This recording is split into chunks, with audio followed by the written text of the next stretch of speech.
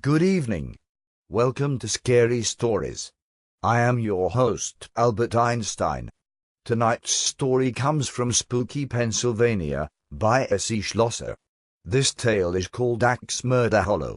So without further delay, sit back, turn the lights out, and try not to scream too loud.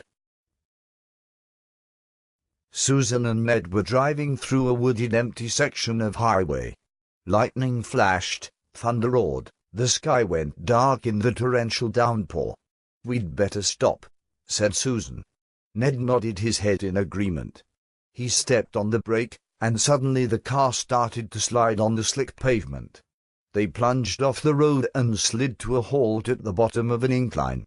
Pale and shaking, Ned quickly turned to check if Susan was all right. When she nodded, Ned relaxed and looked through the rain-soaked windows. "I am going to see how bad it is," he told Susan, and went out into the storm.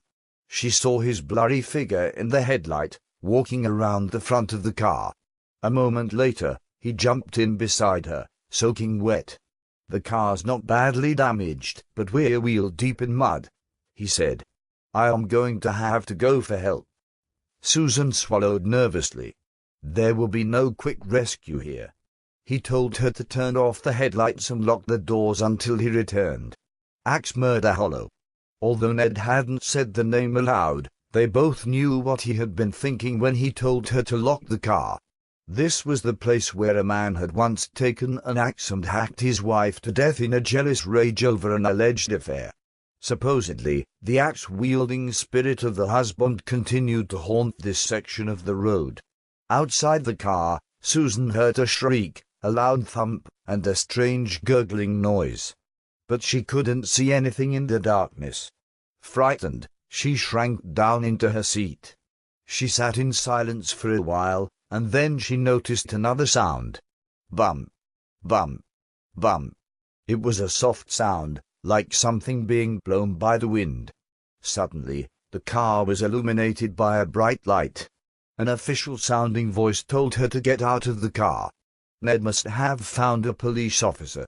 Susan unlocked the door and stepped out of the car. As her eyes adjusted to the bright light, she saw it. Hanging by his feet from the tree next to the car was the dead body of Ned. His bloody throat had been cut so deeply that he was nearly decapitated. The wind swung his corpse back and forth so that it thumped against the tree. Bump, bump, bump. Susan screamed and ran toward the voice in the light. As she drew close, she realized the light was not coming from a flashlight. Standing there was the glowing figure of a man with a smile on his face and a large, solid, and definitely real axe in his hands. She backed away from the glowing figure until she bumped into the car. "Playing around when my back was turned," the ghost whispered, stroking the sharp blade of the axe with his fingers. "You've been very naughty." The last thing she saw was the glint of the axe blade in the eerie, incandescent light. This concludes tonight's episode of Scary Stories. Sweet nightmares until next time.